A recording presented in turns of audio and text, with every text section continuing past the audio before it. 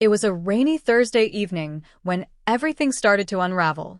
The kind of night where the air felt heavy and the sky threatened a storm that mirrored the unease I had been feeling all week. My name is Jessica Walker. I live in a quiet suburban neighborhood in North Carolina with my husband, Mark, and our 15-year-old son, Dylan. We've always been a close-knit family, or so I believed. That evening, Mark had called to say he'd be stuck out of town for a few more days because of a last-minute conference. I was a bit disappointed. I always looked forward to our Thursday night dinners. But little did I know, his absence would be the trigger for something I never imagined. After putting away the dishes, I noticed Dylan hadn't come down for dinner. I knocked on his bedroom door and peeked in. He was sitting on his bed, hunched over his laptop, headphones in, completely zoned out. I smiled and asked, "Everything okay, sweetie?" He nodded without looking up. That wasn't unusual. Teenage boys weren't exactly fountains of communication, but something about the way he quickly shut his laptop made me pause. Still, I let it go, chalking it up to school stress. High school hadn't been easy on Dylan lately. He was struggling with grades, friends, confidence, all the things that come with adolescence. I went to bed earlier than usual that night. Around 2 a.m., I woke up to the sound of muffled noises downstairs. My heart jumped a little. I listened carefully. It wasn't the heater or the wind.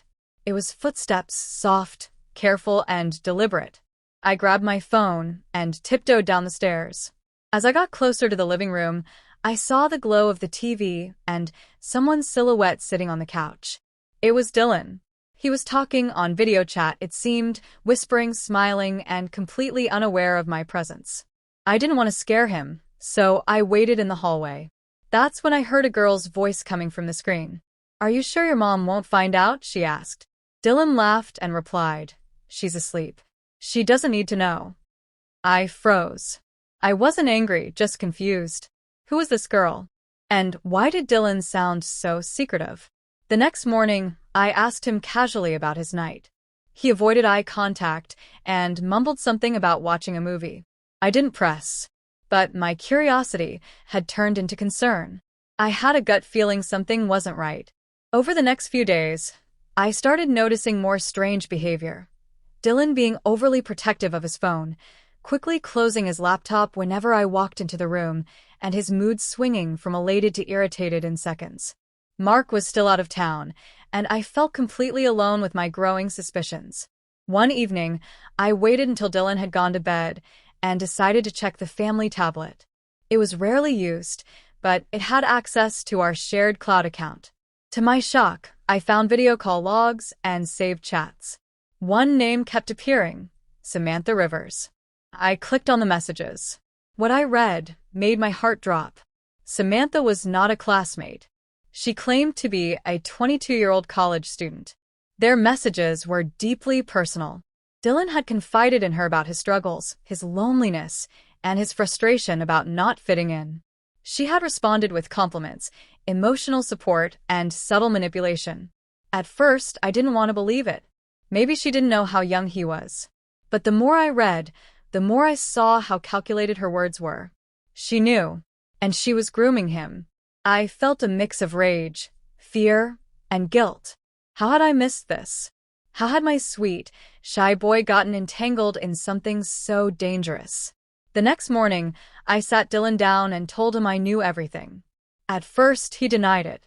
But as I showed him the messages, his face turned pale. His hands trembled. "I didn't mean for any of it to happen," he whispered. "She made me feel seen, Mom. Like I mattered." Hearing that broke my heart. I didn't yell. I didn't scold. I just hugged him.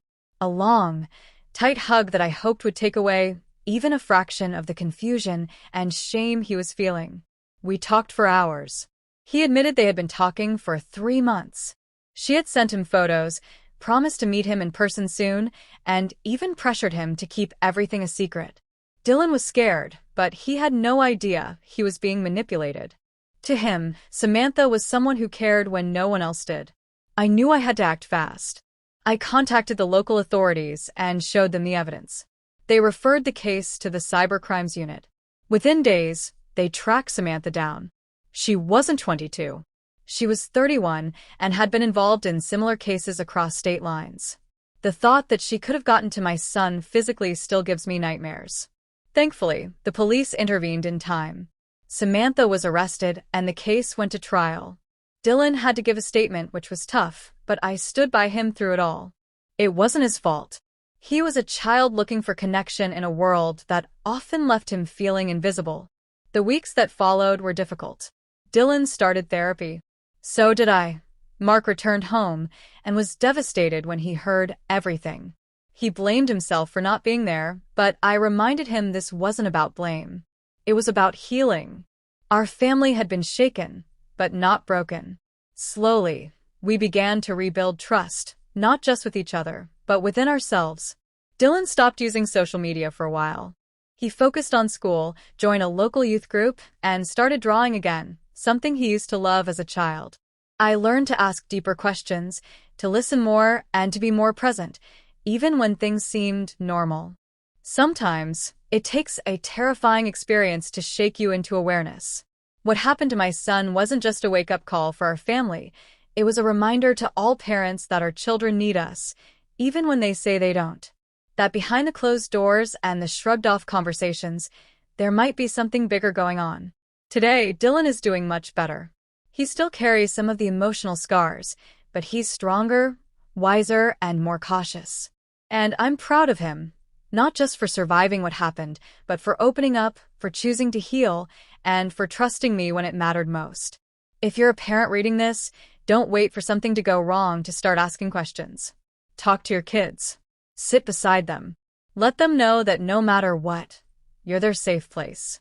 Because sometimes the scariest things don't happen in dark alleys or strangers' cars. They happen right in your living room, under the glow of a laptop screen. And if you're a young person out there, like my son, feeling lonely or unseen, know this: there are people who truly care about you. Real connection doesn't come wrapped in secrecy. Real love doesn't demand silence. Speak up. You are worth protecting.